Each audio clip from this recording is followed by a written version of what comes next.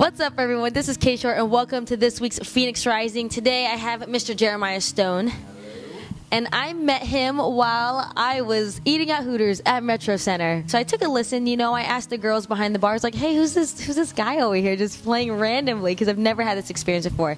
And one of the girls were like, "Well, it's Jeremiah. It's like he's been coming here for a long time now." And I approached him, and he said, "Hey, let's do an interview really quick." Here we are for the second time filming Phoenix Rising. So Jeremiah Stone, thank you for being with me today. I really, really appreciate it. Of course.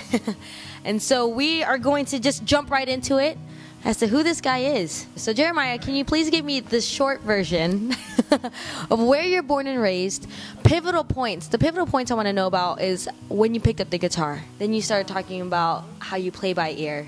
And how that started making sense to you. And all right, so I mean, I got a guitar when I was 12. I heard, I was listening to Nirvana. My cousin was a musician and a drummer, and he kind of introduced me to that stuff. And I was like, oh, that's amazing. That's what I want to do, you know? So, you know, I begged for a guitar for my birthday. I got it when I was 12. I had no idea what to do with it. I just looked at it and was like, what now? And I had like a little instructional book that kind of tried to teach me how to read music and play music, and that just made completely no sense to me. And I got frustrated and I quit almost immediately. When I was 14 in 8th grade, a friend of mine, actually no, it was my cousin again, he taught me Seven Nation Army. Boom, doom, doom, doom, doom, doom, doom.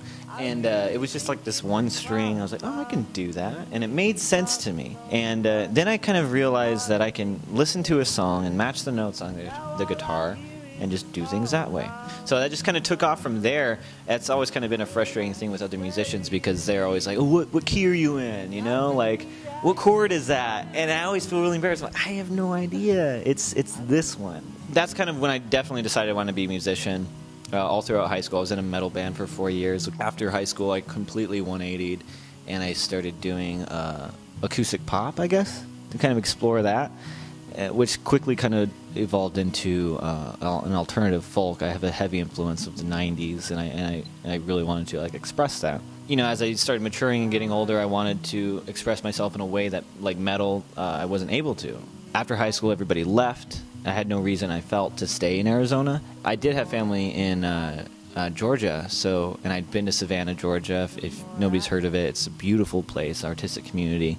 And I went out there to become a street performer, which I did for about a year, between 18 and 19.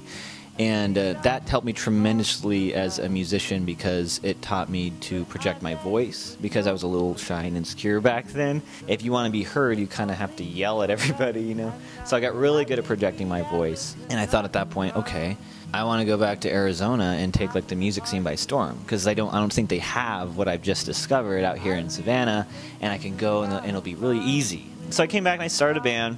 I tried a few bands and they never really like worked out, because I've always kind of been the creative director of all my music. I mean, I write everything. So eventually it made more sense, and it became easier to just do things on my own.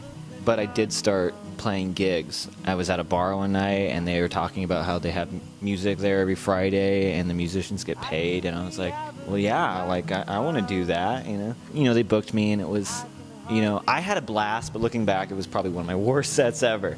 But I mean, they loved it. They loved me, and they wanted to have me back. And then I kind of started to realize, oh, this is the thing. Like, you can go and find places to perform and make money from it. Now all I hear is a small house.